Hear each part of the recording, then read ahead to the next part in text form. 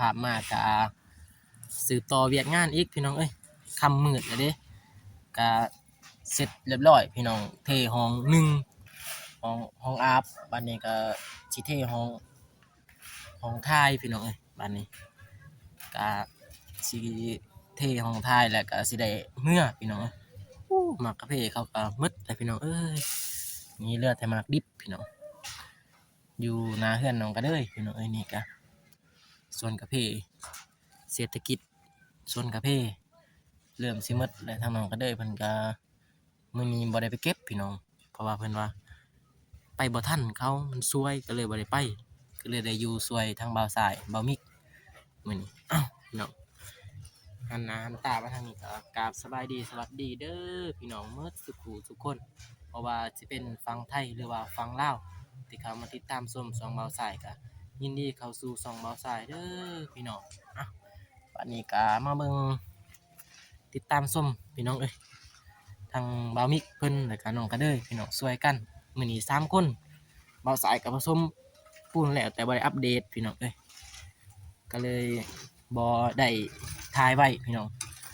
ก็สิถ่ายตอนเทแล้วก็สิได้ออกเมืองเพราะว่ามันค่ำเลยเด้พี่น้องเอ้ยสบายดีเด้อบ่าวมิกสบายดีโอ้ยสบายดีเด้อน้องก็เด้อสบายดีสบายดีเดินทางไทยสบายดีพ่อแม่พี่น้องทุกท่านสบายดีอีกที่ฝั่งไทยฝั่งลาวหรือต่างประเทศหรือว่าเฮาก็ขอสบายดีสวัสดีเบิดสุขทุกคนเด้อโดยพี่น้องเอ้ยสืบต่อเวียกงานมื้อนี้พอดีแล้วพี่น้องทั้งสองห้องเนาะบ่มีมื้อนี้พอดีแล้วพี่น้อง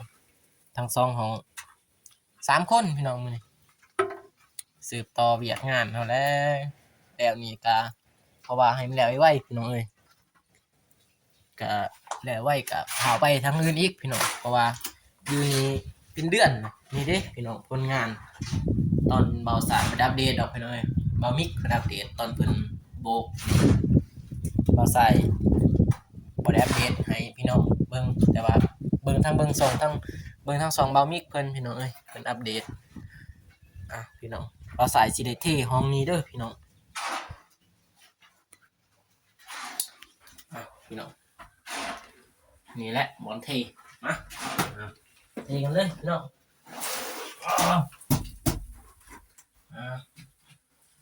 ไปเด้อพี่น้องมีการมีห้องมีเบาสายจัดการพี่น้องเบามิกคนผสมอีกเบาสายสีผสมของมีต่อ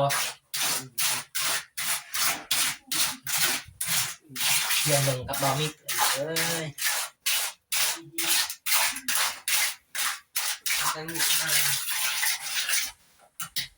โอเคป่ะโอ้ย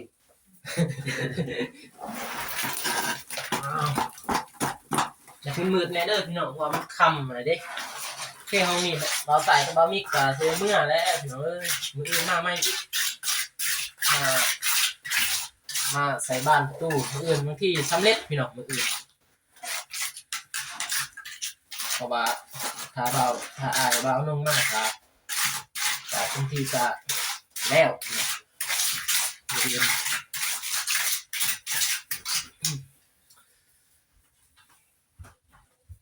ก็ว่าพ่อพูดพ่อเนาะพ่อจบหลานมาเลยพี่ฮะหลานมาเลยมาทันเป็นได้ซ้อนเลยเด้อบามิกเลยเอาใส่มาเป็นได้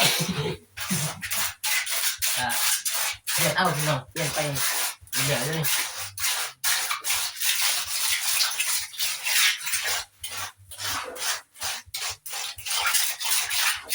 เดี๋ยวจะแป้งมันพี่น้องนี่ก็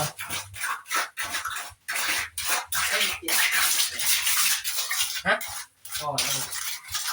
เตี้ยไปเห็นอะไรพี่น้อง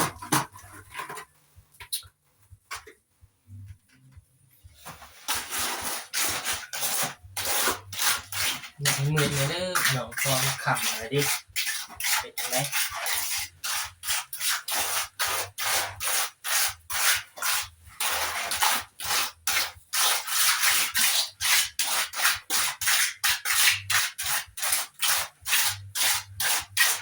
โอเคบ่ทันที่สัตว์ ลูกมันงามๆเลยเนาะอ้าวลูก เดี๋ยว ลาดก่อนก็ได้นะมันอะไรกันนะเอามาก่อนก็ได้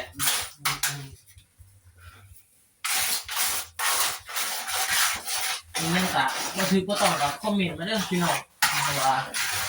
เราสายกับบางทีกะชีอ่านคอมเมนต์แล้วก็ติดตามคอมเมนต์แล้วไปเรื่อยๆพี่น้อง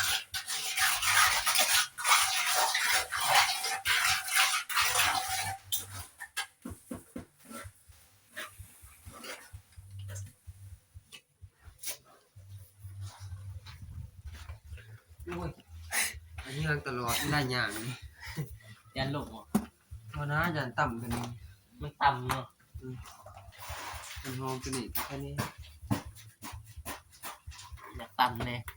พี่น้องเอ้ย เป็นเผ็ดสบาย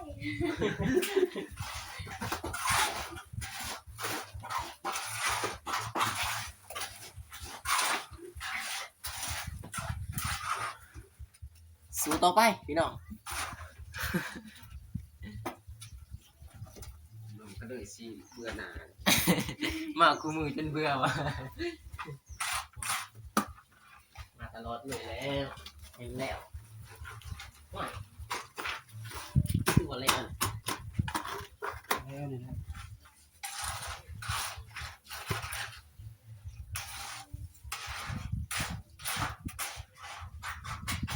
ก่อนรู้จัก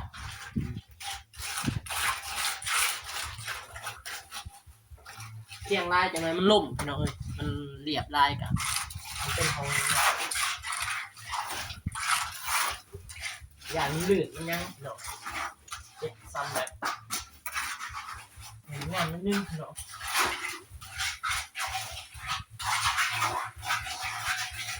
บอสอะกล้องมันก็ใหญ่กันเนาะใหญ่เตี้ยประมาณเตี้ยทางนั้น เททางนอกเลยพี่น้องแหละได้ทางไหนนี่หมองงามกาบูฮูติดเตียงไหนได้พี่น้อง รูปเลยปะ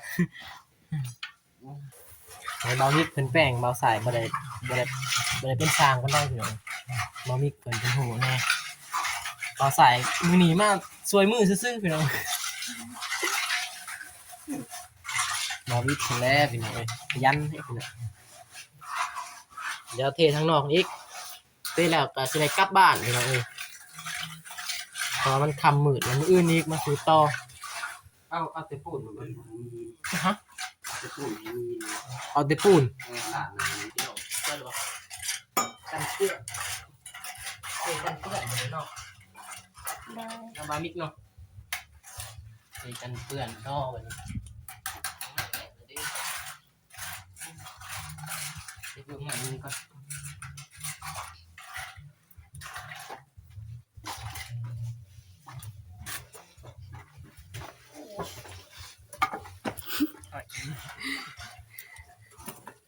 ไม่ดุดดิ้นวันนี้เว้ย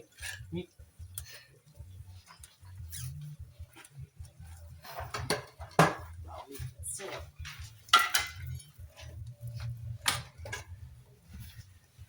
บ่เอาฮอตมันก็ได้มั้ง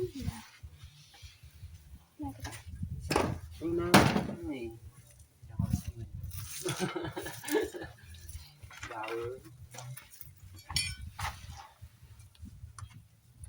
มีใหม่บ่ใหม่สั้นๆเลยมีแปดเนาะ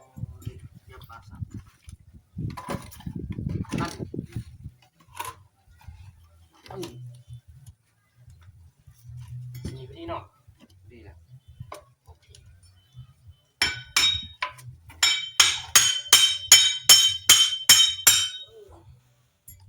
เสียงดังไปหน่อยพี่น้อง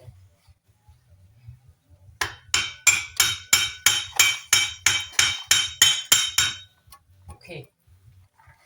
เห็นข้างนอกเลยเนาะ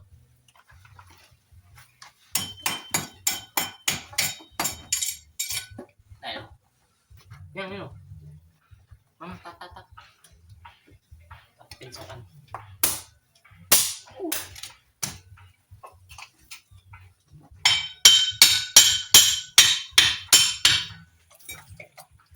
กันเปื้อนพี่น้องอย่ามีเปื้อนอีก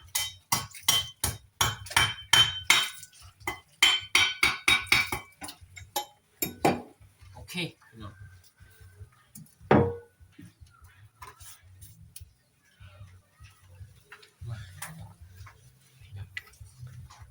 กันเปื้อนเจ็ดสมบูรณ์เลยมางามปันได้พี่น้องพอใส่ได้อยู่ตัวนี้ห้องทายแล้วก็สิเทกันเปื้อนเสร็จสมบูรณ์พี่น้องมืออื่นมากกันมีแต่ใส่ประตูใส่นั่นแต่ก็แล้วพี่น้องถ้ามีทรายอีกก็สิได้โบกทางหลังพี่น้องพี่น้องคำมืดแหละมาสายก็สิได้เทกันเปื้อนนี่แล้วก็สิได้เมื่อเลยพี่น้องเพราะว่าคำมืดเลยดิพี่น้องสิได้จบคลิปเพียงเท่านี้เด้อพี่น้องสิอัปเดตเรื่อยๆมื้ออื่นก็สิอัปเดตอีกพี่น้องกล่าวทักทายสบายดีเด้อพี่น้องสุขุทุกคนบ่ว่าจะอยู่ฝั่งไทยหรือว่าต่างประเทศที่เข้ามาติดตามชม2เราสายครับ จงมีแต่ความสุขความเจริญเด้อพี่น้อง